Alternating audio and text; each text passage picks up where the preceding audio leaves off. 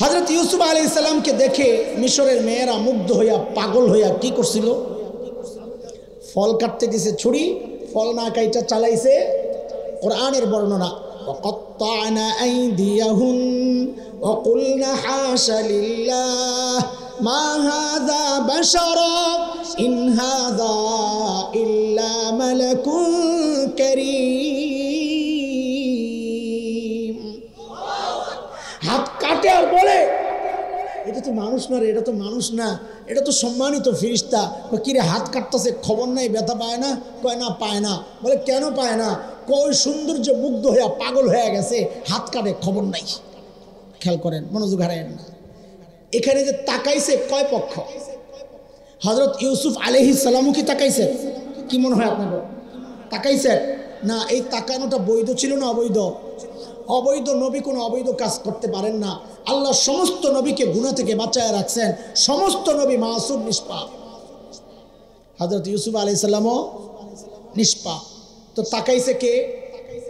মেয়েরা। কয় পক্ষ বলেন? কয় পক্ষ? বৈধ না অবৈধ?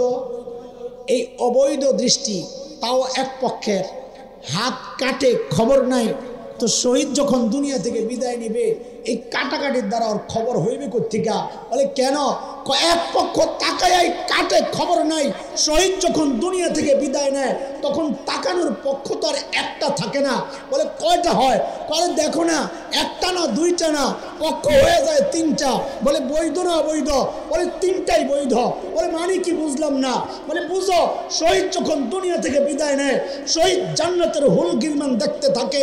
জান্নাতের হুর গিলমানরাও শহীদের দিকে তাকায় তাকায় ডাকতে থাকে, ওয়েলকাম ওয়েলকাম, আমরা তোমার অপেক্ষায় আছি। শহীদ তাকায় থাকে হুর গিলমানের দিকে, হুর গিলমান তাকায় থাকে শহীদের দিকে। দৃষ্টি বিনিময় চলছে, বৈধ দৃষ্টি বিনিময় চলছে। উভয়ের এই বৈধ দৃষ্টি বিনিময় যখন চলছে, এই সুখকর অবস্থাটা দেখে দেখে রব্বুল আলামিন আরশে আজিম থেকে মুস্কি মুস্কি হাসতেছেন। তিন জায়গার দৃষ্টি বিনিময় চলছে। শহীদও দেখতেছে, হুর গিলমান দেখতেছে, আল্লাহও দেখতেছেন। আরে ব্যথা পাইব কোত্থেকে? ও আল্লাহ, শাহাদাতের মৃত্যু নসিব কর। ব্যথা পাইব কোত্থেকে? যাই হোক, আমি যে কথাগুলো বলতেছি এটা হযরত আব্দুর রহমান ইবনে আউফ রাদিয়াল্লাহু আনহুর বর্ণনা, বুখারীর বর্ণনা। দুইজন সাহাবীর বর্ণনা আসছে, হযরত খাব্বাব ইবনে আরিত রাদিয়াল্লাহু আনহু আর হযরত আব্দুর রহমান ইবনে আউফ রাদিয়াল্লাহু আনহু। আমি যে বর্ণনাটা শোনাচ্ছি এটা হযরত আব্দুর রহমান ইবনে আউফের বর্ণনা, 4045 নম্বর হাদিস বুখারীর। হযরত আব্দুর রহমান ইবনে আউফ ছিলেন ধনী সাহাবী। কি সাহাবী? আমরা তো খালি হযরত ওসমান রে জানি যে তিনি ধনী সাহাবী ছিলেন। সাহাবীদের মধ্যে আরো কেউ কেউ ধনী ছিলেন, এর মধ্যে হযরত আব্দুর রহমান ইবনে আউফ একজন। তিনি বর্ণনা করতেছেন তিনি রোজা রাখছিলেন। উতিয়া বিতাআম, ইফতারি হাজির করা হয়েছে, হরেক রকমের ইফতার সামনে হাজির। হযরত আব্দুর রহমান ইবনে আউফ ইফতারে না খাইয়া কান্না করতে করতে করতে করতে উঠে গেছেন। কি বইলা? আরে এই যে নেয়ামত, না জানি কোরআনের ওই আয়াত আমার উপর দিয়া চলে যায় কিনা, মান কানা ইউরিদুল আজিলাতা আজ্জালনা লাহু ফিহা মা নাশাউ লিমান নুরিদ। যে নগদে চায় দিয়ে দিস। আমার এই আমলের না জানি নগদ পুরস্কার আল্লাহ দুনিয়ায় দিয়ে দিচ্ছেন। কানতে কানতে উঠে গেছে। এরপর বলতেছে আমাদেরকে তো মনে হয় আল্লাহ নগদ দিয়ে দিচ্ছেন, কিন্তু আল্লাহর নবীর কিছু সাহাবী তারা দুনিয়ায় নগদ গ্রহণ করেন নাই, তারা আখিরাতের জন্য বাকি রাখছেন।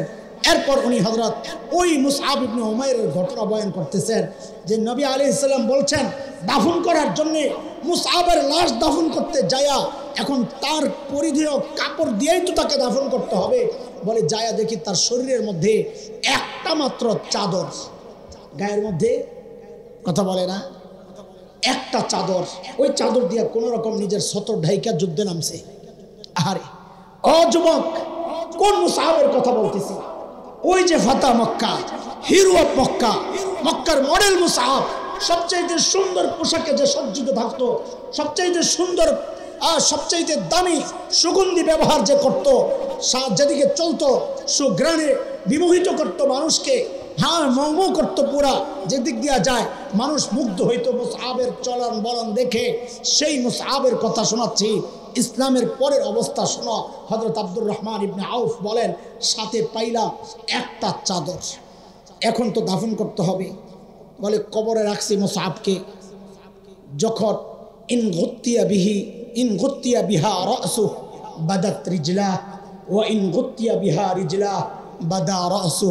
হযরত আব্দুর রহমান ইবনে আউফ বলে, মুসআবের ওই চাদরটা দিয়া যখন মুসআবের মাথাটা ঢাকতে যাই তো মুসআবের পাওটা খালি হয়ে যায়, আর যখন পাওটা ঢাকতে যাই তো মুসআবের মাথাটা খালি হয়ে যায়।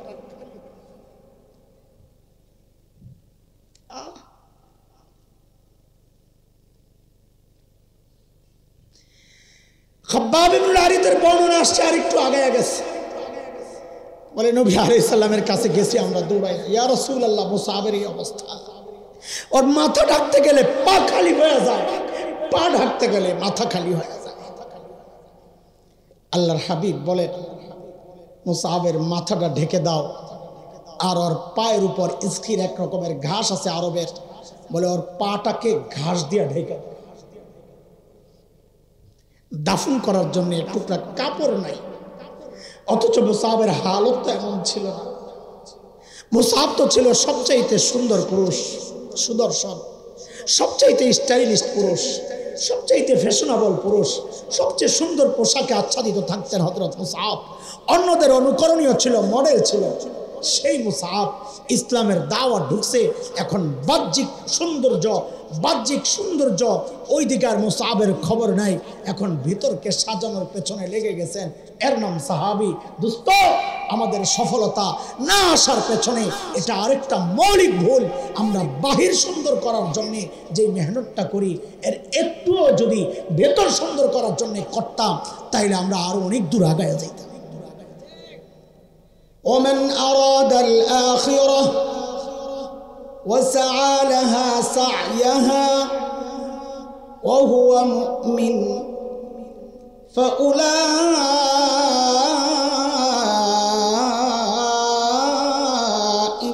كان سعيهم مشكورا। আল্লাহ বলেন যে টার্গেট বানায় আখিরাত এবং সেই অনুযায়ী কাজ করে, ঈমানের সাথে নিয়ম অনুযায়ী। তো আল্লাহ বলেন, আমি তার এই কাজের জাযা বিনিময় তাকে অবশ্যই দিয়ে দেব। আবারও আপনারা বলেন, পড়াশোনার সফলতার জন্য কয় জিনিস জরুরি? এখন আমরা ব্যর্থ হচ্ছি পদে পদে। আল্লাহ না করুক যেন আখিরাতেও ব্যর্থ না হই। সেই জন্যে আমাদের বের করা দরকার যে আমরা ব্যর্থ কেন হচ্ছি। কারণ আমরা ওই 3 কাজ করি না, বরং উল্টা আরো ভুল করি অতিরিক্ত কিছু। আজকের বয়ানের মূল পয়েন্ট হচ্ছে সেই ভুলগুলা কি, যেগুলো আমরা সচরাচর করি, মানুষ করে, আমি করি, আপনি করেন। এমন মৌলিক 4টা ভুল নিয়ে আজকে আপনাদের সামনে আমি কথা বলবো ইনশাআল্লাহ। তো এইবার বলেন আপনারা, পড়াশোনা আমাদের মৌলিক ভুল কয়টা? সবাই বলেন। মৌলিক ভুল 4টা। খুব মনে রাখেন, একদম মুখস্থ করে বাড়ি, আগা গোড়া পড়া মুখস্থ করে বাড়ি যাবেন ইনশাআল্লাহ, ইনশাআল্লাহ, মাশাআল্লাহ। 1 নম্বর ভুল হচ্ছে, আল্লাহ জানায়া দিয়েছেন, শিখায়া দিয়েছেন টার্গেট বানাইতে আখিরাত, কিন্তু আমরা টার্গেট বানাইছি দুনিয়া। সবাই, আমি 1 নাম্বার, আমরা টার্গেট বানাইছি দুনিয়া। বলে প্রমাণ কি এই কথার? বলে আপনি আপনার সমাজ দেখেন, আপনি বুঝবেন। সেই গ্রামের এক নারী, মহিলা, বুড়ি সকালে উঠে দেখে তার খোয়ারে মুরগি একটা কম। সে এক মুরগি খুঁজতেছে, ওই ঘরে যায়, ওই ঘরে যায়, ওই ঘরে যায়। আরে বোন, আমার মুরগিটা দেখছো, মুরগিটা পাই না, পেরেশান। অথচ এই মহিলা এশার নামাজ পড়ে নাই, ফজরের নামাজ পড়ে নাই, তার কোনো পেরেশানি নাই। কেন? কারণ তার টার্গেট দুনিয়া, দুনিয়ার মুরগি হারাইছে, তার পেরেশানি আখিরাতের নামাজ শেষ হইছে, তার কোনো পেরেশানি নাই। এটা খালি বুড়ির কথা না সবার কথা? সবার। সন্তান মেট্রিকে ফেল করছে, বাবা মা আত্মহত্যার কথা আসছে, লজ্জায় কাউকে মুখ দেখায় না, অথচ আখিরাতে ফেল করার মতো সব কাজ করতেছে, তার কোনো পেরেশানি নাই, কোনো চিন্তা নেই। আমি তো বলি, ও বাবা, ও মা, ওই ঘরে তুমি ঘুমাও কেমনে যেই ঘরে বাচ্চা নামাজ পড়ে না? ঘুম আসে কেমনে? বুঝি না কিছু। ঘুমান কেমনে আপনারা? বাচ্চার সামনে খাবার হাজির করেন কেমনে? কলিজায় একটু লাগে না আমার রবের নাফরমান এই বাচ্চা, আমি তার সামনে খানা হাজির করতেছি, আমি আমার রবরে কি জবাব দিব? এই পেরেশানি কারো নাই, কেন নাই? কারণ টার্গেট যে বানাইছি দুনিয়া, দুনিয়া পাইলি হইল আখিরাত গোল্লায় যাক। যার কারণে মাঝে মধ্যে আমি উদাহরণ হিসাবে বলি, আগেই তোদেরকে সতর্ক করে কাটছাট কইরা দিয়ে আমার বিপদে ফেলাইস না। কথাটা শুনে উদাহরণ হিসাবে বলি যে আমার যদি আইসা কেউ বলে আপনি খ্রিস্টান হয়ে যান, আপনারে কিছু দেব, তো বলবো আমার তো দুর্বল ইমান, তাও বলবো ইনশাআল্লাহ। কত দিবা? আচ্ছা নাইলে হইলাম, কত দিবা কম? তো চিন্তা করছে, আরে মোল্লা তো বড় মোল্লা, এটারে ধরতে পারলে তো লগে মুড়িদান কিছু পাওয়া যাবে, বোনাস ফ্রিতে, তো বড় একটা দিয়ে দিই যা করে, চলেন 1 কোটি থাপড়ছিনস 1 কোটি দিয়েছে আমার ইমান কিনতে। আবার আইসে হুজুর কত? 2 কোটি, একটা উষ্টা জানছে। তা আবার আইসে যে মোল্লা তো কঠিন, বাকিটা লইতে পারলে তো লাভ হইব অনেক। এটা যে এক জায়গায় নিয়ে ওয়াজ করে দেওয়া যায় যে খ্রিস্টান ধর্ম ঠিক আছে, তা আমাকে কাম সারছে। হুজুর 10 কোটি গেলি না স্যান্ডেলের মধ্যে ময়লা লাগায় মোহের মধ্যে লাগানো জান।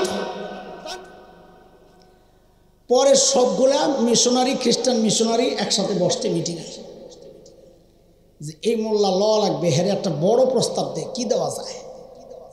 তো সবাই মিল্লা সিদ্ধান্ত নিছে, কথার কথা, চলো এর প্রস্তাব দিই, গোটা দুনিয়াটা তোমার, সাথে যা আছে সব। আচ্ছা দিয়ে দেখি, দেখি কি কয়। হ্যাঁ, এত বড় বড় করে মোল্লা। তা আসছে প্রস্তাব লেয়া, আয় তুমি খ্রিস্টান হয়ে যাও, তোমার সারা দুনিয়া দিয়ে দিব, যা কিছু আছে সব তোমার, গোটা দুনিয়ার মালিক তুমি। তা আমি কি বলবো? আমি না, শুধু যারা ইমান বালা কি বলবে, সরতে এসে পুরা দুনিয়া দিয়ে আমার ইমান কিনতে। অথচ আমার রাসূল সাল্লাল্লাহু আলাইহি ওয়াসাল্লাম বলছেন, এই ইমানটা নিয়ে কোনো রকমে যদি কবরে যাই তো আল্লাহ তাআলা এমন কমপক্ষে 10টা দুনিয়া আমারে দিবেন, তুই একটা লয়ে আইছিস আমার ইমান কিনার জন্য। এই কথা কে বলবে? যার টার্গেট হবে আখিরাত, আর যার টার্গেট দুনিয়া, ও বলবে ওরে ওই সামান্য লোক দেখাইলে অকাত হয়ে যাবে, ওর চিকিৎসার খরচের ব্যবস্থা করলে অকাত হয়ে যাবে, ওর বাচ্চার লেখাপড়ার খরচের দায়িত্ব নিয়ে অকাত হয়ে যাবে। হচ্ছে হাজার হাজার নয়, লক্ষ লক্ষ মুসলমান, খ্রিস্টান আর কাদিয়ানি হচ্ছে। কেন? একটা ঘর বানায় দিছে শুধু এই জন্যে, বাচ্চাদের লেখাপড়ার খরচ দেয় এই জন্যে, চিকিৎসা খরচ দেয় এই জন্যে, মুসলমান খ্রিস্টান হয়ে যাচ্ছে। কেন? আর টার্গেট দুনিয়া। ও চিন্তা করছে নগদে যা পাই তাই লাভ, আমার আখিরাত গোল্লায় যাক।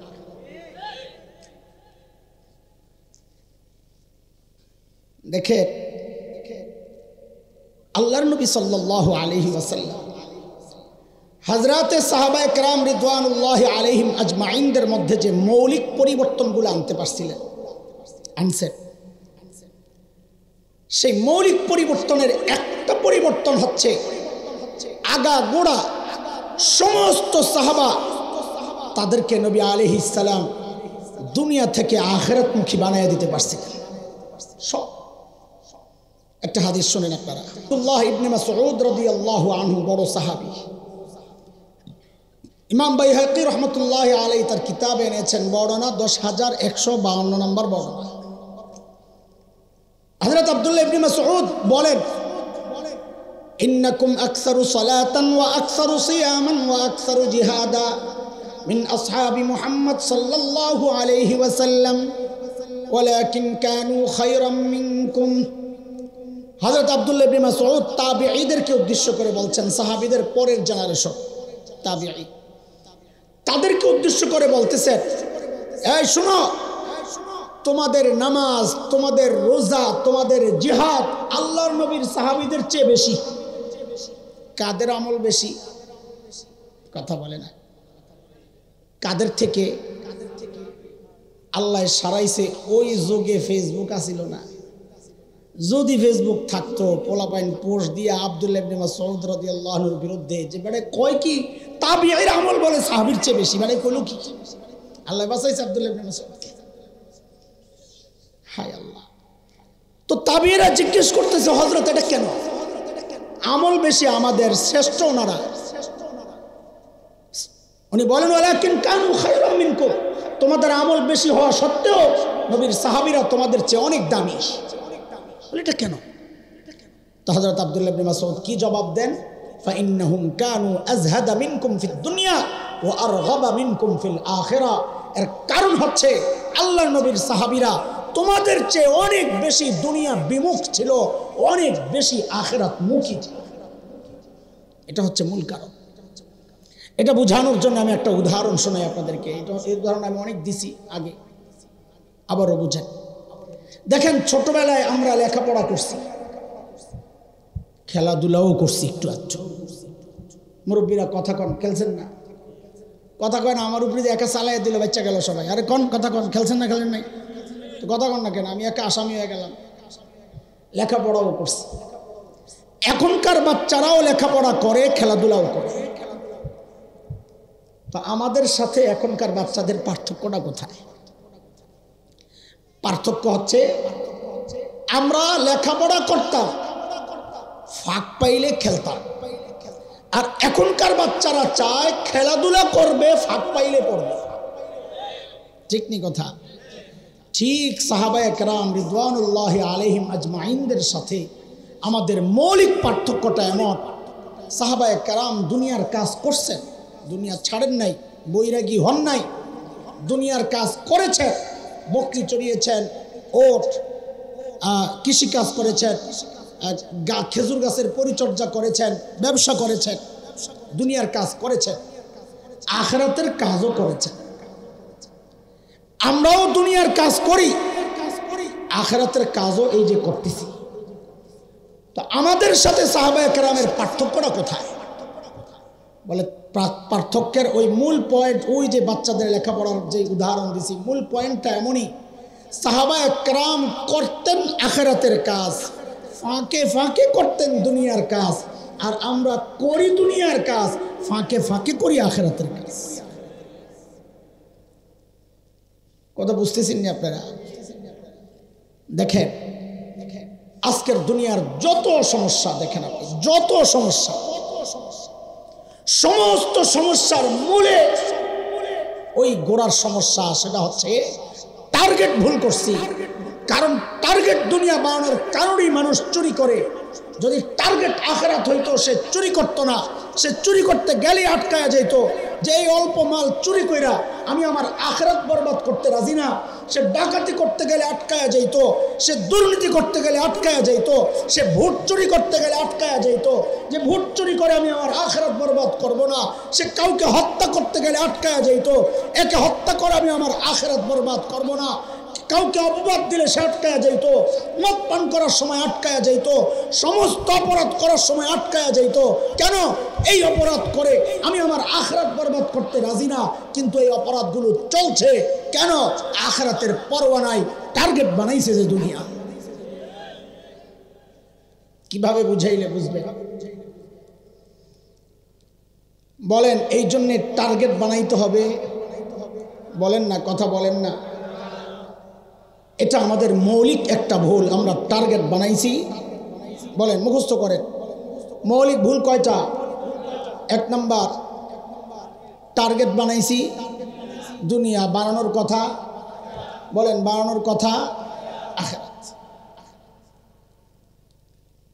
2 নাম্বার মৌলিক ভুল, বস্তুবাদী মানুষ, বস্তুর পেছনেই চলছে মেহনত, অথচ মেহনত করার কথা রোহের পেছনে।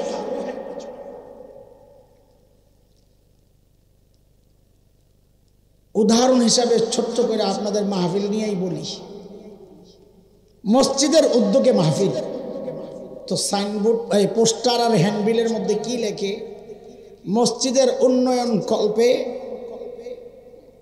ওয়াজ মাহফিল।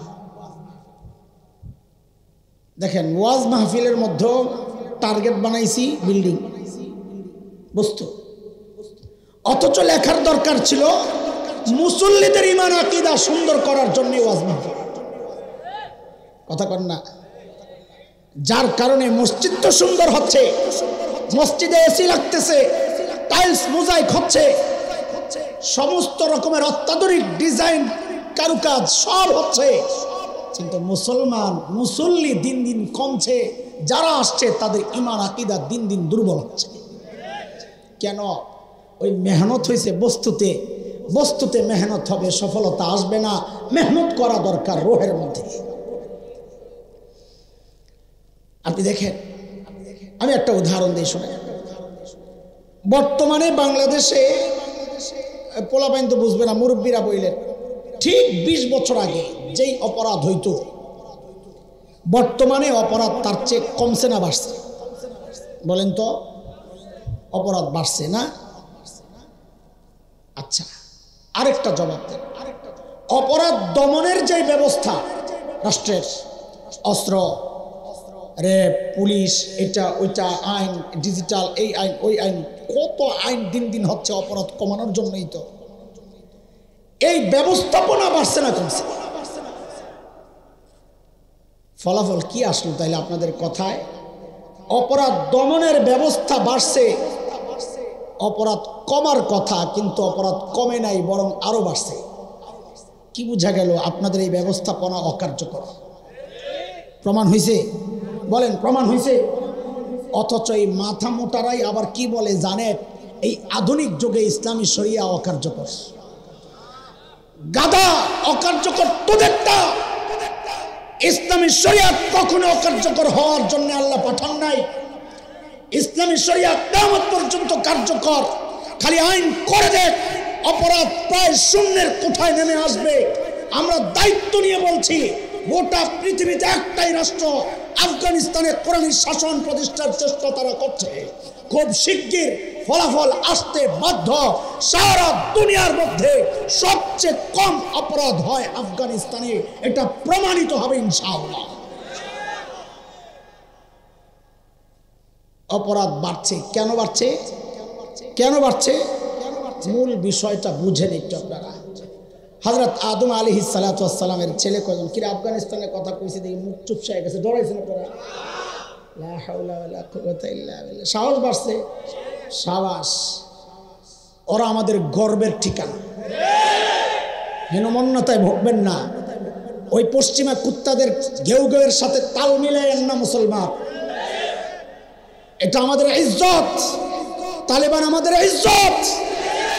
আজকে যাদেরকে পোষার জন্য, ভাও করার জন্য সব দল একাকার, সেই আমেরিকা, সেই পাশ্চাত্য, সেই পশ্চিমাদেরকে আপনারা তোষণ করতে করতে কই উঠাইছেন?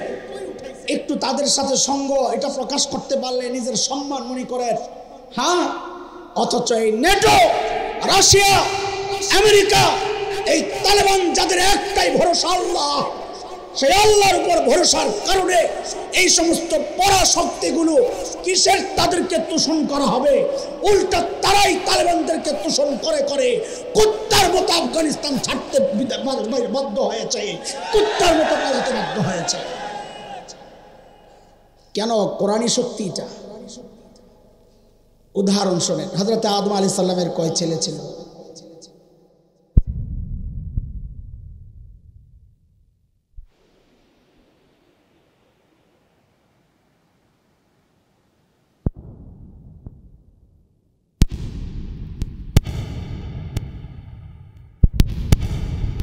ইউসুফ, জুলাইখা, কোথাও একটা খুব মজা পায় পাবলিক। কান্দে বয়া বয়া রহিমা সকিনা খাতুনের ওয়াজ শুনে আর কান্দে বয়া বয়া বুড়ায়। আবার একটু পরে বিড়িও টান দেয়, আবার কান্দে। ওই চায়ের দোকানগুলোতে জারি গান ছেড়ে রাখে, বয়া বয়া কান্দে আর বিড়ি করে। কাবিল যখন হাবিলকে হত্যা করতে যায় তো হাবিল একটা কথা বলেছিল, বড় দামি কথা। কোরআনে সূরা মায়েদার মধ্যে আল্লাহ এই প্রসঙ্গটা এনেছেন। আল্লাহ কি বলেন শোনেন। আল্লাহ বলছেন, ওয়াতলু আলাইহিম নাবা ইবনাই আদম বিল হক إذ قربا قربانا فتقبل من أحدهما ولم يتقبل من الآخر قال لأقتلنك। الله আছে তো দেখা যায় মাশাআল্লাহ, আমি না থেমে গেলাম। قال لأقتلنك قال إنما يتقبل الله من المتقين لئن بسطت إلي يدك لتقتلني ما أنا بباسط يدي إليك لأقتلك إني أخاف الله رب العالمين।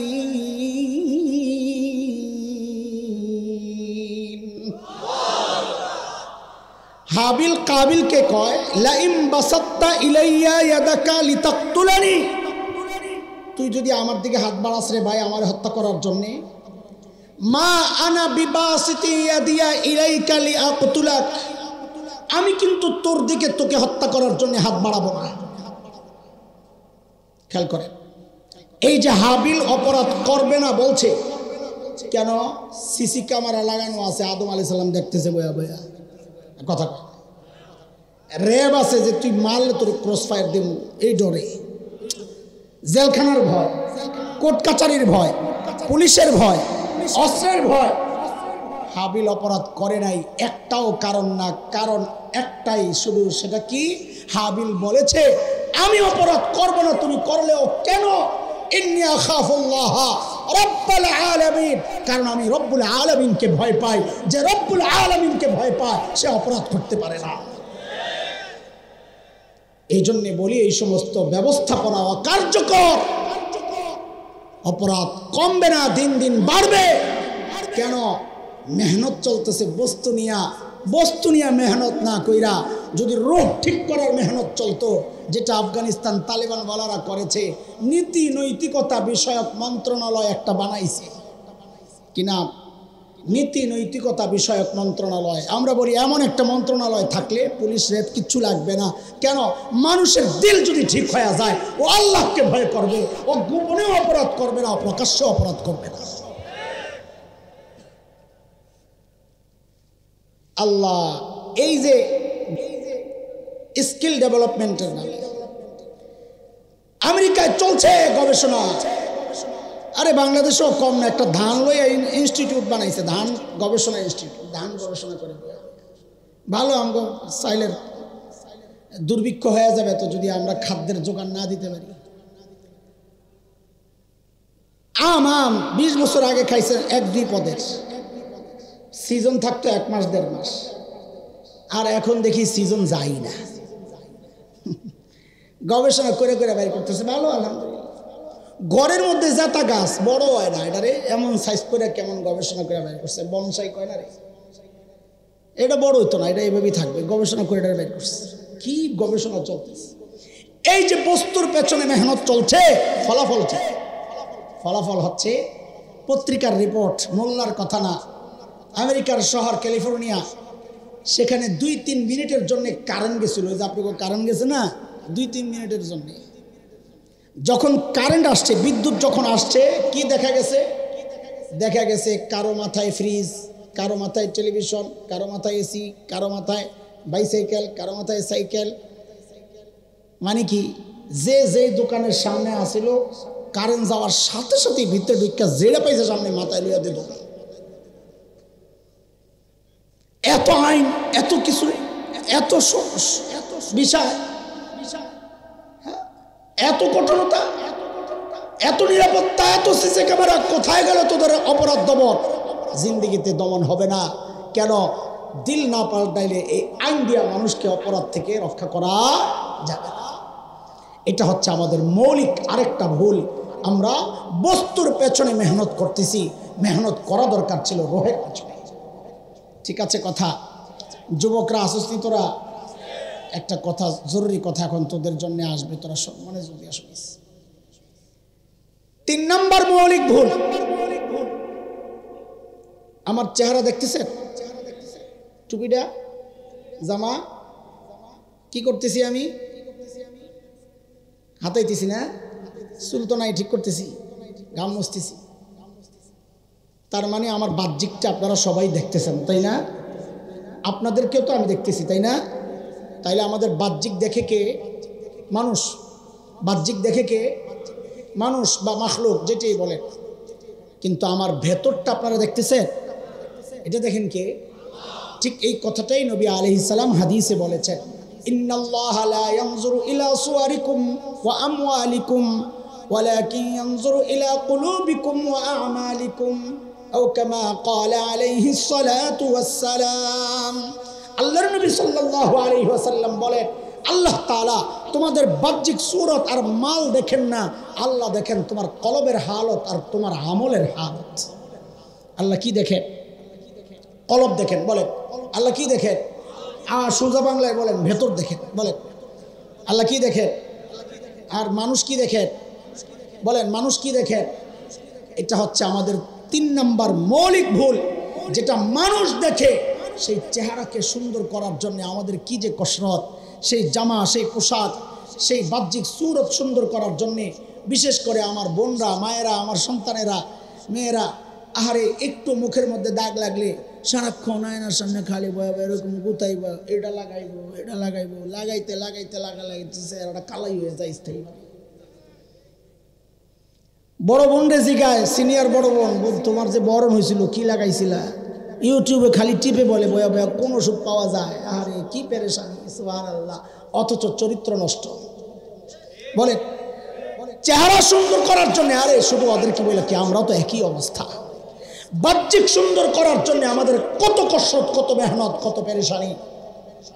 অথচ ঠিক করা দরকার ছিল আমার আমল, আমার কলব, ভেতর ঠিক করা দরকার ছিল, আখলাক আর চরিত্র ঠিক করা দরকার ছিল। মনোযোগ আছে?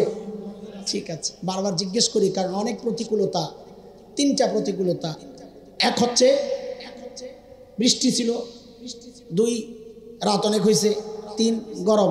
আমার জন্য আরেকটা প্রতিকূলতা, সেটা হচ্ছে আমাদের মুফতি নজরুল ইসলাম কাসিমি দামাত বরকাতুহুল আলিয়া বয়ান করে গেলে আপনারা ভক্তবৃন্দরা এরপরে আমাকে বয়ান শোনার জন্য কি আর বয়া থাকেন, এটা আমার জন্য একটা এক্সট্রা প্রতিকূলতা। এরপরে যে বয়া রয়েছেন, আল্লাহ শুকুর, আলহামদুলিল্লাহ। বয়া থাকেন কি করেন ভাই, কাম নাই নিশ্চয়। আয় আল্লাহ, ওই যে বলছিলাম আল্লাহর নবী সাহাবীদের মধ্যে যে মৌলিক পরিবর্তনগুলো আনতে পারছিলেন, খেয়াল করেন, এই মৌলিক পরিবর্তনের মধ্যে এটাও একটা পরিবর্তন ছিল। ঈমান কবুল করার পর সাহাবীরা ভুলেই গেছেন তার বাহ্যিক কি করতে হবে না করতে হবে, পরিচর্যা, পরিষ্কার পরিচ্ছন্নতা, হ্যাঁ পবিত্রতার চিন্তা তো করেছেন, কিন্তু ওই যে ফ্যাশন টেশন এগুলোর কথা একদমই ভুলে গেছেন। তাদের সকলের মাথায় একটাই চিন্তা, কি করে আমার আমল, কি করে আমার ঈমান আর আখলাক আর চরিত্র ঠিক করা যায়। আমার একটা উদাহরণ শুনেন আপনারা, একজন সাহাবীর একটা ছোট্ট উদাহরণ দিই। আল্লাহর নবীর এক সাহাবী ছিলেন হযরত মুসআব ইবনে উমাইর রাদিয়াল্লাহু আনহু। উলামায়ে কেরাম নামটা জানেন, সাধারণরা এই নাম হয়তো অপরিচিত থাকতে পারে, যেহেতু আলোচনা কম হয়, এই জন্য নামটা একটু উচ্চারণ করেন যেন মনে থাকে। বলে মুসআব ইবনে উমাইর রাদিয়াল্লাহু আনহু। বলেন, আবার বলেন মুসআব ইবনে, যুবকরা খেয়াল করো, তোমাদের জন্য এই কথাটা বলছি বিশেষ করে। হযরত মুসআব ইবনে উমাইর মক্কার যুবক, মা বাবার একমাত্র ছেলে মুসআব, আদরে আহলাদে বড় হয়েছে, সচ্ছল পরিবার, আবার আহলাদি, একটু স্টাইলিস্ট, একটু ফ্যাশনেবল চলাফেরা করতে চায়, যার কারণে মাও আবদার পুরা করে, ছেলেরা আদর করে, যার কারণে মক্কার যুবকদের জন্য হযরত মুসআব হয়ে গেছে আইডল। হযরত মুসআবকে বলা হয়তো ফাতা মক্কা, হিরো অফ মক্কা, মক্কার হিরো মুসআব। মুসআবের চুলের স্টাইল আলাদা, মুসআবের পোশাকের স্টাইল আলাদা, চলন বলন ধরন আলাদা। মুসআব সুগন্ধি ব্যবহার করে তো সেরা সুগন্ধি ব্যবহার করে, নারী পুরুষ মুসআব যেদিকে চলে এক নয়নে তাকায়া থাকে, আরে কি সুন্দর মুসআব। যুবকরা তাদের আইডল বানাইছে, মডেল। মুসআবের মতো চুল রাখতে চায়, মুসআবের মতো পোশাক পরতে চায়। কিন্তু যেই না ইসলামের দাওয়াত কানে দিয়া ঢুইকা কলবে যায় পড়ছে, মুসআব কেমন জানি হয়ে গেল। এখন সব ভুলে গেছে, এখন খালি ভিতর ঠিক করার ফিকির। আরে মুসআবের মা পেরেশান, কেন পেরেশান এটা একটু বুঝে। আমাদের সাথে অনেক যুবকদের সম্পর্ক, তো ওরা মোহাব্বতের কারণে আমাদের মতো বেশভূষা করতে চায়। কোনো কোনো সময় কখনো কখনো অনেকের ক্ষেত্রে দেখি আমাদের চোয়া গায়ে যায়। আমি তো পাগড়ি পরি না, ওরা পাগড়িও পরে, দেখলে বোঝা যায় না কলেজ ইউনিভার্সিটিতে পড়ে। মাঝে মধ্যে এসে কান্নাকাটি করে, কিরে কেন কানোস? হুজুর ইউনিভার্সিটিতে শিক্ষকরা টিচাররা বকাবকি করে, তাচ্ছিল্য করে, কষ্ট লাগে না, বুঝে না স্যার, বুঝে না। সহপাঠীরা অ্যাভয়েড করে, এড়ায়া চলে, অথবা তাচ্ছিল্য করে, কিচ্ছু মনে করি না, বুঝে না। দোয়া করি আল্লাহর কাছে হেদায়েতের। কিন্তু হুজুর কলিজাটা ছিঁড়ে যায় যখন ঘরে আসলে মা বলে, তোর দাড়ি কাট, তোর টুপি রাখ, কি হয়ে গেলে তুই? এক ছেলে এসে একদিন কাঁদতেছে আর বলতেছে, হুজুর আমারে বকে, আমার কোনো আফসোস নাই, আজকে আব্বা একটা খারাপ কথা বলছে, আমি সইতে পারতেছি না। বলে কি হয়েছে বল না। আপনার কথা বলে আব্বা, যে এই মোল্লার কাছে যাই আমার মহল্লার পোলাপাইন সবটি বরবাদ হয়ে গেছে। ঠিক এই কথাটাই মুসআবের মা বলেছিল, বড় মোল্লার কাছে যাইয়া আমার মুসআব তো বরবাদ হয়ে গেছে। বড় মোল্লা চিনছেননি? কে বড় মোল্লা চেনেন নাই আপনারা? বলেন মুহাম্মদুর রাসূলুল্লাহ সাল্লাল্লাহু আলাইহি ওয়াসাল্লাম। আহা মার আফসোস, আমার কি ছেলে কি হয়ে গেল? এত সুন্দর ছেলেটা এত সুন্দর করে চলতো, কি হয়ে গেল? এখন খ্যাত সব নষ্টের মুখ। এখন আটকাইছে মুসআবকে, নবীর কাছে যেতে দিবে না মা। বানছে, আপন জনরে লইয়া বানছে, নির্যাতন চলতেছে, যাবি না। মুসআবকে কে আটকায়? কোন রকম ছোটমোটে নবীর কাছে চলে গেছেন, ইয়া রাসূলুল্লাহ আর সইতে পারতেছি না, আমাকে ইজাজত দেন, আমি হাবশায় হিজরত করে চলে যাব। তখন মুসলমান হযরত জাফর আস-সাদিক, জাফর আত-তাইয়ার রাদিয়াল্লাহু আনহু, ওনার নেতৃত্বে হাবশায় হিজরত করে চলে গেছেন। নবী আলাইহিস সালাম ইজাজত দিয়েছেন, যাও চলে যাও হাবশায়। হযরত জাফর পালাইয়া হাবশায় চলে গেছে। অনেক দিন পর আবার একটু মক্কায় আসছেন। কেন আসছেন? ঐতিহাসিকরা লেখেন মক্কার হালত দেখার জন্য, আবার কেউ কেউ বলেন মাকে দেখার জন্য। আমি বলি না, আমার কাছে মনে হয় না। আমি সাহাবীদেরকে যতটুকু চিনেছি আমার মনে হয় কারণ আরেকটা। সেই কারণটা শোনার জন্য আরেকটা কথা শুনালেন, তাহলে কারণটা আপনারাও বুঝবেন।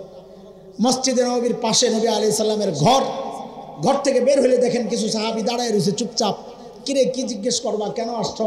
বলে না কিচ্ছু জিজ্ঞেস করবো না, তো চলে যায়। আবারও দেখে, কিরে তোমরা দাঁড়ায় থাকো, কিছু বলবা নাকি? আচ্ছা আপনি বলেন, আপনার ঘরের সামনে কেউ এসে দাঁড়ায় থাকে, কিছু জিজ্ঞেস করে না, তা আপনি দেখলে বিব্রত হবেন না? বিব্রত হবেন না? তো নবী জিজ্ঞেস করেন, কেন দাঁড়ায় থাকো, বলো না। তো সাহাবী কি বলতেছে? বলে ইয়া রাসূলুল্লাহ, ঘর থেকে তো বের হই শুধু এই নিয়তে কখন আপনি ঘর থেকে একটু বের হবেন, আপনার একটু দেখব। তা আমি বলি মুসআব হাবশা থেকে গোপনে আসছিল মারে দেখার জন্যও না, মক্কার হালত জানার জন্যও না। কলিজা ছিঁড়ে যাচ্ছে, আহারে কবে থেকে নবী আলাইহিস সালামের চেহারাটা দেখি না, একটু গোপনে আসছে চেহারাটা দেখার জন্য। কিন্তু বিধি বা ভাগ্য খারাপ, আবারও ধরা পড়ছে, আটকাইছে মা। আবারও হযরত মুসআব কোন রকম ছুটে নবীর কাছে। এর মধ্যেই নবুয়তের 11তম বছর, হিজরত না, নবুয়তের 11তম বছর, মদিনা থেকে বিশাল জামাত আসছে হজ করার জন্য। যারা মুসলমান না, মুসলমানের ইসলামের আগের থেকেই মানুষ হজ করত, ওরা হজ করতে আসছে মদিনা থেকে। নবী আলাইহিস সালাম দাওয়াত দিলেন, ওরা সবাই মুসলমান হয়ে গেছে। বায়াত হয়েছে, প্রথম বায়াত। কি বায়াত? আপনি মদিনায় আসেন, আমরা সর্বোচ্চ সহযোগিতা করব। তারা চলে গেছে। নবুয়তের কততম বছর? 11তম বছর, মনে রাখেন। 12তম বছর ওই সাহাবীরা যারা আগের বছর মুসলমান হয়েছে তারা তো আসছেই, সাথে আরো বিশাল এক জামাত আসছে মদিনা থেকে হজ করার জন্য, যারা ইসলাম কবুল করে নাই। নবী আলাইহিস সালাম সুযোগ বুঝে ওদের কাছেও যখন দাওয়াত দিয়েছেন, ওরাও মুসলমান হয়ে গেছে। এখন বিশাল এক জামাত আবার বায়াত হইল যে আপনি আসেন মদিনায়, আমরা সর্বাত্মক সহযোগিতা আপনাকে করব। কিন্তু যাওয়ার সময় একটা আবদার করছেন, একটা আবেদন, ইয়া রাসূলুল্লাহ, এই যে এত মুসলমান হইলাম, আমাদেরকে দিন শিখাবে কি? আমরা দিন কেমনে মানব? আমাদেরকে একজন শিক্ষক দেন না। আবার আমাদের অন্যরা যারা আছে এখনো মুসলমান হয় নাই, ওদের কাছে দ্বীনের দাওয়াত পৌঁছানোর জন্য একজন দায়ী আর মুবাল্লিগ দেন না। তো নবী আলাইহিস সালাম দুইজনকে নির্বাচন করেছেন। কয়জন? একজন অন্ধ সাহাবী হযরত আব্দুল্লাহ ইবনে উম্মে মাকতুম রাদিয়াল্লাহু আনহু, আরেকজন ছিলেন এই হযরত মুসআব ইবনে উমাইর। কয় যা নিজের জানও বাঁচা আর যায় দাওয়াতের কাজও কর, তালিমের কাজও কর। মাদ্রাসায় পড়া যায় হযরত মুসআবকে নবী আলাইহিস সালাম মদিনায় পাঠাইয়া দিয়েছেন। খেয়াল করেন, আমি আপনাদেরকে এই গল্প আর কিসসা শোনানোর জন্য এগুলো বলছি না, বলছি সামনের কথাটা বোঝানোর জন্যে। নবী আলাইহিস সালাম হিজরত করে মদিনায় চলে গেলেন 13তম বর্ষে। হিজরতের প্রথম বছর গেল কোন রকম মদিনায়। দ্বিতীয় বছর বদরের যুদ্ধের ঘটনা আপনারা জানেন। তৃতীয় বছর উহুদের মাঠে মুসলমান কাফেরদের মোকাবেলার ডামাডোল বেজে গেছে যুদ্ধের। নবী আলাইহিস সালাতু ওয়াস সালাম মুসলমানদের ঝান্ডা তুলে দিলেন মুসআব ইবনে উমাইরের হাতে। ওই সেই মুসআব, মনে আছে তো? কেন? ঐতিহাসিকরা লেখেন অনেক কারণ। একটা কারণ এটা, যেহেতু মুসআব মক্কা থেকে আসছে, মুহাজির, এই জন্য মুহাজির সাহাবীদের কাছে তার গ্রহণযোগ্যতা আছে। আবার যেহেতু মদিনা ওয়ালাদের শিক্ষক, এই জন্য মদিনা ওয়ালাদের কাছেও গ্রহণযোগ্যতা আছে। দুই পক্ষের গ্রহণযোগ্যতা আছে মুসআবের। এই জন্য নবী আলাইহিস সালাম ওই ঝান্ডা, যুদ্ধের ঝান্ডা উঠায়া দিয়েছেন কার হাতে? মুসআব ইবনে উমাইরের হাতে। লড়াই শুরু হয়ে গেছে। হযরত মুসআব বীর বিক্রমে লড়াই করতেছে। আপনারা জানেন সেই ঘটনা, আমি সেই ঘটনাও আপনাদেরকে শোনাবো না। মুসলমান সাময়িক পরাজিত হয়েছিল উহুদের যুদ্ধে, জানেন তো না? যুদ্ধ শেষ, কাফেররা চলে গেছে। নবী আলাইহিস সালাম হুকুম করলেন, লাশ জমা করো, লাশ দাফন করতে হবে না, লাশ জমা করো। কতটা লাশ ছিল উহুদে জানেন না? হ্যাঁ, ভারতীয় ক্রিকেট দলের বর্তমান ক্যাপ্টেন কে? কে?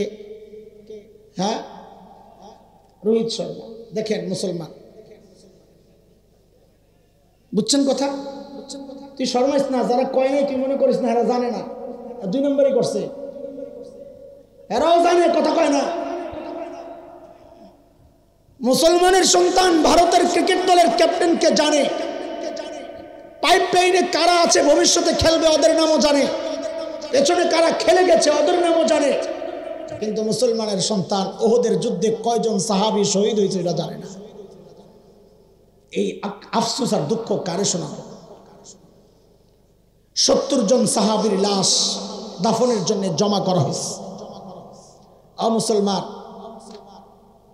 প্রত্যেকের জন্য আলাদা কবর খোদা মুশকিল হয়ে গেছে। এত কবর কেন? কারণ সাহাবীরা সবাই মানসিকভাবে বিপর্যস্ত, শারীরিকভাবে ক্লান্ত, অনেকে মারাত্মক আহত। সবচেয়ে বড় কারণ হচ্ছে আল্লাহর নবীর রক্তাক্ত চেহারা দেখা সবার মনোবল ভেঙে গেছে, পা বাড়ে না। নবী আলাইহিস সালাম হুকুম করলেন, ঠিক আছে, এক কবরে 2 জনের দাফন করো। এক কবরে শহীদদেরকে দাফন করার একটা সিস্টেম আছে, আপনারা জানেন। গোসল ছাড়া দাফন দিতে হয়। কি ছাড়া? রক্তাক্ত কাপড় সহই দাফন করতে হয়, জানেন তো? কেন? কেন? কারণ হাসরের মাঠে যখন শহীদের লাশ হযরত ইসরাফিলের সিংহের ফুকের পর যখন লাশগুলো সব আবার জিন্দা হবে, আমি আপনি মগার মতো দাঁড়াবো আর চিল্লামো, কিন্তু শহীদ যখন দাঁড়াবে তখন তার শরীর থেকে ওই তাজা রক্ত টপ টপ করে ঝরতে থাকবে, আর ওই রক্ত থেকে মেশক আম্বরের ঘ্রাণ বের হতে থাকবে। ও আল্লাহ, শাহাদাতের মৃত্যু দাও। এত আস্তে আমিন কইস না রে, কলিজায় লাগে আমার। আরো জোরে, ও আল্লাহ, শাহাদাতের মৃত্যু দাও।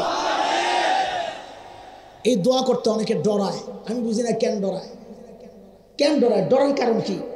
যদি শাহাদাত নসিব করে আল্লাহ তাআলা, যদি দোয়া কবুল হয়ে যায়, তাহলে কি 1 বছর আগে মারা যাবে না টাইম মতোই? আরে শাহাদত যদি আল্লাহ কবুল করে, তা আমি কখন মারা যাব? আগে না জায়গা মতো টাইম মতো? তাহলে ডরে লাভ কি? আমার শাহাদত কবুল হইল, আমি যখন মরার টাইম তখনই মরবো, একটু আগে মরবো না। মাঝখান দিয়া লাভ কি হইল? স্বাভাবিক মৃত্যুর সময় আমার কষ্ট হইতো, শাহাদতের মৃত্যুর সময় কোনো কষ্ট নাই। আপনার মনোযোগ আছে? একটা সুন্দর কথা শোনামো, যুবকরা আসিস তোরা, শোন রে ভাই শোন, আমার কলিজায় লাগে এগুলা। একটা জিনিস খেয়াল করছেন আপনারা, শহীদ যখন দুনিয়া থেকে বিদায় নেয়, তার হাত পাও নাই, কাটা, চারদিকে ছিন্ন বিচ্ছিন্ন দেহ পড়ে আছে, কিন্তু খুব ভালো করে লক্ষ্য করলে দেখবেন ওর ঠোঁটের মধ্যে একটা মুস্কি হাসি লেগে আছে। কিচ্ছু কইেন না, চুপচাপ বয়ে থাকেন। আল্লাহ না, বাড়ির যায় কয়েন থাক না, না বাড়ি যায় একবারে কয়েন, বউরে শোনায় কয়েন, যেন দুইজনের সামিল হয়। কিরে ভাই, এই লোকটার এত কাটাকাটি হইল, ব্যথা পায় না? হাসতেছে, মুস্কি হাসি। ব্যথা পাইব কেমনে? একটু শুনেন বিষয়টা। সূরা ইউসুফ আপনারা পড়েছেন, জানেন ঘটনা। হযরত ইউসুফ আলাইহিস সালামকে দেখে মিশরের মেয়েরা মুগ্ধ হইয়া, পাগল হইয়া কি করছিল? ফল কাটতে দিছে ছুরি, ফল না কাইটা চালাইছে। কোরআনের বর্ণনা, وقطعنا أيديهن وقلنا حاش لله ما هذا بشرا إن هذا إلا ملك كريم। হাত কাটে আর বলে, এটা তো মানুষ না রে, এটা তো মানুষ না, এটা তো সম্মানিত ফেরেশতা। কিরে হাত কাটতেছে, খবর নাই, ব্যথা পায় না? কয় না, পায় না। বলে কেন পায় না? কই সৌন্দর্য মুগ্ধ হইয়া পাগল হয়ে গেছে, হাত কাটে, খবর নাই। খেয়াল করেন, মনোযোগ হারায়েন না। এখানে যে তাকাইছে কয় পক্ষ? হযরত ইউসুফ আলাইহিস সালামও কি তাকাইছে? কি মনে হয় আপনাদের? তাকাইছে না? এই তাকানোটা বৈধ ছিল না অবৈধ? অবৈধ। নবী কোনো অবৈধ কাজ করতে পারেন না।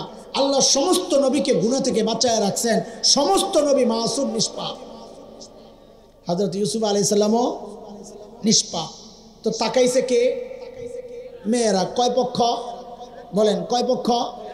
বৈধ না অবৈধ? এই অবৈধ দৃষ্টি, তাও এক পক্ষের। হাত কাটে, খবর নাই। তো শহীদ যখন দুনিয়া থেকে বিদায় নিবে, এই কাটাকাটির দ্বারা ওর খবর হইবে কোত্থেকে? বলে কেন? এক পক্ষ তাকায় কাটে, খবর নাই। শহীদ যখন দুনিয়া থেকে বিদায় নেয়, তখন তাকানোর পক্ষ তো আর একটা থাকে না। বলে কয়টা হয়? বলে দেখো না, একটা না, দুইটা না, পক্ষ হয়ে যায় 3টা। বলে বৈধ না অবৈধ? বলে 3টাই বৈধ। বলে মানে কি বুঝলাম না? বলে বুঝো, শহীদ যখন দুনিয়া থেকে বিদায় নেয়, শহীদ জান্নাতের হুর গিলমান দেখতে থাকে। জান্নাতের হুর গিলমানরাও শহীদের দিকে তাকায় তাকায় ডাকতে থাকে, ওয়েলকাম ওয়েলকাম, আমরা তোমার অপেক্ষায় আছি। শহীদ তাকায় থাকে হুর গিলমানের দিকে, হুর গিলমান তাকায় থাকে শহীদের দিকে। দৃষ্টি বিনিময় চলছে, বৈধ দৃষ্টি বিনিময় চলছে। উভয়ের এই বৈধ দৃষ্টি বিনিময় যখন চলছে, এই সুখকর অবস্থাটা দেখে দেখে রব্বুল আলামিন আরশে আজিম থেকে মুস্কি মুস্কি হাসতেছেন। 3 জায়গার দৃষ্টি বিনিময় চলছে, শহীদও দেখতেছে, হুর গিলমান দেখতেছে, আল্লাহও দেখতেছেন। আরে ব্যথা পাইব কোত্থেকে? ও আল্লাহ, শাহাদাতের মৃত্যু নসিব করো। ব্যথা পাইব কোত্থেকে? যাই হোক, আমি যে কথাগুলো বলতেছি, এটা হযরত আব্দুর রহমান ইবনে আউফ রাদিয়াল্লাহু আনহুর বর্ণনা, বুখারীর বর্ণনা। 2 জন সাহাবীর বর্ণনা আসছে, হযরত খাব্বাব ইবনে আরিত রাদিয়াল্লাহু আনহু আর হযরত আব্দুর রহমান ইবনে আউফ রাদিয়াল্লাহু আনহু। আমি যে বর্ণনাটা শোনাচ্ছি, এটা হযরত আব্দুর রহমান ইবনে আউফের বর্ণনা, 4045 নম্বর হাদিস বুখারীর। হযরত আব্দুর রহমান ইবনে আউফ ছিলেন ধনী সাহাবী। কি সাহাবী? আমরা তো খালি হযরত ওসমান রে জানি যে তিনি ধনী সাহাবী ছিলেন। সাহাবীদের মধ্যে আরো কেউ কেউ ধনী ছিলেন, এর মধ্যে হযরত আব্দুর রহমান ইবনে আউফ একজন। তিনি বর্ণনা করতেছেন, তিনি রোজা রাখছিলেন। উতিয়া বিতআম, ইফতারি হাজির করা হয়েছে, হরেক রকমের ইফতার সামনে হাজির। হযরত আব্দুর রহমান ইবনে আউফ ইফতারে না খাইয়া কান্না করতে করতে করতে করতে উঠে গেছেন। কি বইলা? আরে এই যে নেয়ামত, না জানি কোরআনের ওই আয়াত আমার উপর দিয়া চলে যায় কিনা।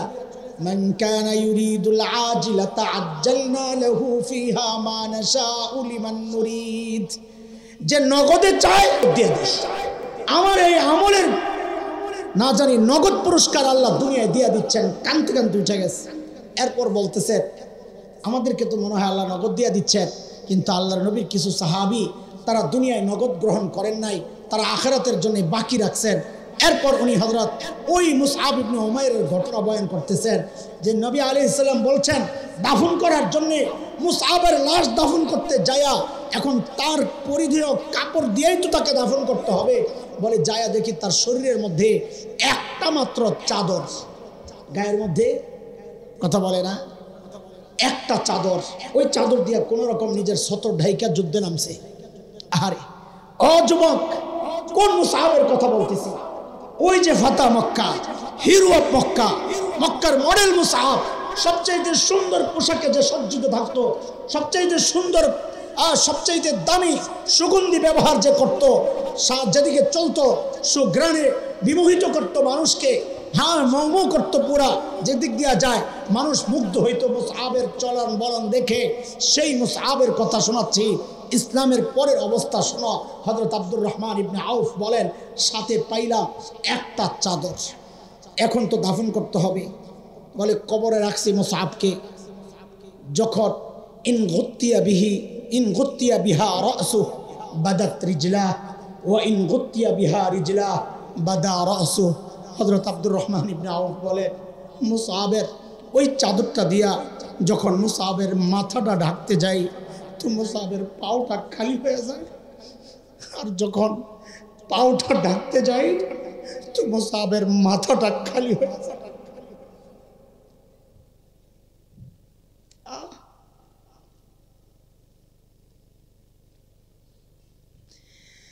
খাব্বাব ইবনে আরিতের বর্ণনা আসছে আর একটু আগে গেছে। বলে নবী আলাইহিস সালামের কাছে গেছি আমরা দৌড়াই, ইয়া রাসূলুল্লাহ মুসআবের এই অবস্থা, ওর মাথা ঢাকতে গেলে পা খালি হয়ে যায়, পা ঢাকতে গেলে মাথা খালি হয়ে যায়। আল্লাহর হাবিব বলে, মুসআবের মাথাটা ঢেকে দাও, আর ওর পায়ের উপর ইসকির এক রকমের ঘাস আছে আরবের, বলে ওর পাটাকে ঘাস দিয়ে ঢেকে দাও। দাফন করার জন্য টুকরা কাপড় নাই, অথচ মুসআবের হালত তো এমন ছিল না। মুসআব তো ছিল সবচাইতে সুন্দর পুরুষ, সুদর্শন, সবচাইতে স্টাইলিশ পুরুষ, সবচাইতে ফ্যাশনেবল পুরুষ, সবচেয়ে সুন্দর পোশাকে আচ্ছাদিত থাকতেন হযরত মুসআব। অন্যদের অনুকরণীয় ছিল, মডেল ছিল। সেই মুসআব ইসলামের দাওয়াত ঢুকছে। এখন বাহ্যিক সৌন্দর্য ওই দিকার মুসআবের খবর নাই, এখন ভিতরকে সাজানোর পেছনে লেগে গেছেন। এর নাম সাহাবী। দোস্ত, আমাদের সফলতা না আসার পেছনে এটা আরেকটা মৌলিক ভুল। আমরা বাহির সুন্দর করার জন্য যে মেহনতটা করি, এর একটুও যদি ভেতর সুন্দর করার জন্য করতাম, তাইলে আমরা আরো অনেক দূর আগায় যাইতাম। বুঝতেছেন আমার কথা? আমাদের মৌলিক ভুল কয়টা বলেন? কয়টা বলছি বলেন? 1 নাম্বার, টার্গেটে ভুল করছি। 2 নাম্বার, বস্তুর পেছনে মেহনত চলতেছে, মেহনত হওয়ার দরকার রোহে। 3 নাম্বার, বাহ্যিক সৌন্দর্যের পেছনে মেহনত চলতেছে, মেহনত চলা দরকার কলব আর আমালের মধ্যে, আখলাক আর চরিত্র ঠিক করার মধ্যে মেহনত দরকার। 4 নাম্বারটা খুব সংক্ষেপে ছেড়ে দেব, আমারও তো ক্লান্ত লাগতেছে সারাদিন পড়াইয়া আরও বয়ান কইরা, এরপরে আপনার কাছে আসছি তো শেষ করতেছি। 4 নাম্বার মৌলিক ভুল। মনোযোগ আসেনি থাকবো না আপনাকে, আবার আমারে ফালাইয়া যাইবেন গা। এই পর্যন্ত বৈশা রয়েছেন যে 4 নাম্বারটা শুই না যান, নাইলে আবার খোঁচাইবেন যে হুজুর একটা রয়ে গেছে। কিছু পাবলিক আছে এমন, আরেক জায়গায় মাহফিলে গেলে যায় ধরায় দেয় যে হুজুর একটা রয়ে গেছে, আজকে এটা কর না। দেখছেন? আল্লাহ খেয়াল করেন, আল্লাহর নবী সাল্লাল্লাহু আলাইহি ওয়াসাল্লাম দুনিয়ায় আসার আগ পর্যন্ত গোটা দুনিয়ার যত দার্শনিক ছিল, প্রাচীন যত দর্শন ছিল, গ্রিক দর্শন, রোমান দর্শন, পারস্য দর্শন, মিশরি, ইরাকি, বাগদাদি, এই সব প্রাচীন দর্শনের দার্শনিকদের বক্তব্য ছিল মানুষকে নিয়ন্ত্রণ করে তার ব্রেন। কে বলেন না? ব্রেন নিয়ন্ত্রণ করে মানুষকে, এটা মূল হেডকোয়ার্টার। সর্বপ্রথম উম্মি নবী আমাদের নবী মুহাম্মদুর রাসূলুল্লাহ সাল্লাল্লাহু আলাইহি ওয়াসাল্লাম গোটা দুনিয়ার দার্শনিকদের বিরুদ্ধে দাঁড়ায়া ঘোষণা দিলেন, না না না, মানুষকে তার ব্রেন নিয়ন্ত্রণ করে না, মানুষকে নিয়ন্ত্রণ করে তার হার্ট, তার কলব। বুখারীর রিওয়ায়াত আসছে 55 নম্বর রিওয়ায়াত, মুসলিম শরীফের রিওয়ায়াত আসছে 1599 নম্বর রিওয়ায়াত। হযরত নু'মান ইবনে বশীর রাদিয়াল্লাহু আনহু বর্ণনাকারী, নবী আলাইহিস সালাম বলেন, আলা ওয়া ইন্না ফিল জাসাদি মুদগাহ ইযা সালাহাত সালাহাল জাসাদু কুল্লু ওয়া ইযা ফাসাদাত ফাসাদাল জাসাদু কুল্লু আলা ওয়া হিয়াল কলব। আল্লাহর হাবিব বলেন, রে আমার উম্মত, মানব দেহের মধ্যে একটা গোশতের টুকরা আছে, এই গোশতের টুকরাটা যদি ঠিক হয়ে যায় গোটা বডি ঠিক, আর ওর মধ্যে পচন ধরলে গোটা বডি শেষ। গোশতের টুকরাটার নাম কি? কলব, হার্ট। বলেন কি? আচ্ছা, এখানে আরেকটা জিনিস ভাঙ্গা এলো, একটু আপনাদের একটু মজা করে চলে। এই যে হাদিসটা পড়লাম, এই হাদিসের সংক্ষেপ একটু তর্জমা আমার সাথে আপনারা বলেন। বলেন, দিল ঠিক তো সব ঠিক? বলেন সবাই, বলেন সবাই, বলেন। এটা ভেজাল আছে, ভেজাল আছে, বলেন দিল ঠিক তো সবাই বলেন। বলেন আবার। এই যে কথাটা, এটা হাদিসেরই কথা, শোনাইলাম না আপনাদের হাদিস। হাদিসে কি বলতেছে? বক্তব্যটা দিল ঠিক তো। এই বক্তব্যটা দিয়া দুই শ্রেণীর মানুষ সুবিধা নেয়, বুঝেন আপনারা। এক শ্রেণী হচ্ছে এই সমাজের কিছু পান্ডা, যারা আইসা হুজুরদেরকে খালি খোঁচাবে, হুজুর আপনাকে মতো হয়তো আমরা নামাজ রোজা করি না হুজুর, কিন্তু আমার দিলটা ঠিক আছে। বলে বলে বলে আছে এরকম পান্ডা সমাজে, দিল ঠিক আছে, নামাজ পড়ি না, তাতে কি বলে। আরেক শ্রেণীর শয়তান আছে, এই হাদিস থেকে সুবিধা নিতে চায়। ওরা হচ্ছে মাজারের কিছু ভণ্ডা আছে, দেখবেন চুল মূল এলোমেলো, দাড়ি এলোমেলো, মোসরে বানাইছে ঠোঁটের শাটার, মোসের কারণে ঠোঁট দেখা যায় না, গোসল করে না কয় বছর অজানে, আর ওর আল্লাহ জানে। কাপড় চোপড় মাশাআল্লাহ শেকল এত বড়, লাডি একটা লইব, ভাবটা। ওরে যদি আপনি কন, এই মিয়া তুমি বলে মারিফতি পীর, কাহা তুমি নামাজ পড়ো না, তুমি কিসের পীর? তুমি পাক পবিত্রতার খবর নাই, তোমার চুল ঠিক নাই, দাড়ি ঠিক নাই, মুছ ঠিক নাই, তুমি কিসের পীর? তো সে কি দলিল দেয় নিজের বাঁচানোর জন্যে? ইয়া নামাজ না পড়লে কি হয়েছে? পাক পবিত্রতার খবর নাই, তাতে কি কি আছে? কথা কয় না কি? ঠিক আছে, দিল ঠিক আছে। তখন মৌলবী তো দিল ঠিক নাই, আমার দিল ঠিক আছে বেটা। তা আপনি মনে মনে তো চিন্তায় পড়বেন, যারে এটা তো হাদিসের কথা, দিল ঠিক তো সব ঠিক, তো হ্যাঁ তো আসলে ঠিক আছে, তাই না? কিন্তু না, আসলে আপনি উল্টা বুঝতেছেন, ও আপনার উল্টা বুঝাইতেছে। আপনি বলবেন হ্যাঁ হ্যাঁ দিল ঠিক তো সব ঠিক, কথা তো ঠিক, বলেন দিল ঠিক তো সব ঠিক, কথা তো ঠিক, কিন্তু তোর দিল ঠিক নাই। বলে কেন? কই যে তুই কইছস না দিল ঠিক তো সব ঠিক, কথা তো ঠিক, কিন্তু তোর দিল ঠিক নাই। বলে কেন ঠিক নাই? কারণ তোর যে সব ঠিক নাই। বুঝেন নাই কথা? তোর যে সব ঠিক নাই, তুই তো কইছস দিল ঠিক তো, তোর দিল ঠিক নাই। বলে প্রমাণ কি? বলে তোর সব যে ঠিক নাই। তোর দিল ঠিক থাকলে তোর চুল ঠিক থাকতো, তোর দিল থাকলে তোর মুখ ঠিক থাকতো, দিল ঠিক থাকলে দাড়ি ঠিক থাকতো, দিল ঠিক থাকলে নামাজ ঠিক থাকলো। ওই যে বলে পান্ডায়, হুজুর নামাজ পড়ি না কি হয়েছে? দিল ঠিক। না না, তুমি মিথ্যা কথা কইতেছ। দিল যদি ঠিক থাকতো তো তোমার নামাজও ঠিক থাকতো, আমলও ঠিক থাকতো, সব ঠিক থাকতো। কারণ নবী বলেছেন, যার দিল ঠিক তার সব ঠিক, যার সব ঠিক না বোঝা গেল তার দিলও ঠিক। বুঝে আসছেনি কথা? পেজ ভাঙতে পারবেন তো না, আবার যাই উল্টা মুড়ি হয়ে যাবেন গা। আচ্ছা, এবার চলে, আমাদের দিলেও তো ঝামেলা আছে, তাই না? গুনাহ করতে করতে দিলের মধ্যে ময়লা জমছে না জমে নাই?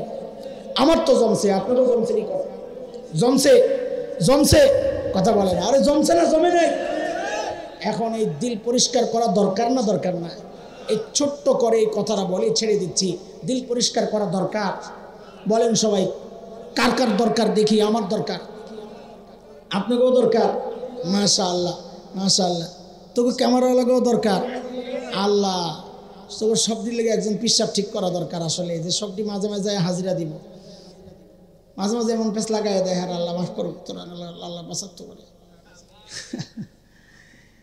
দোস্ত,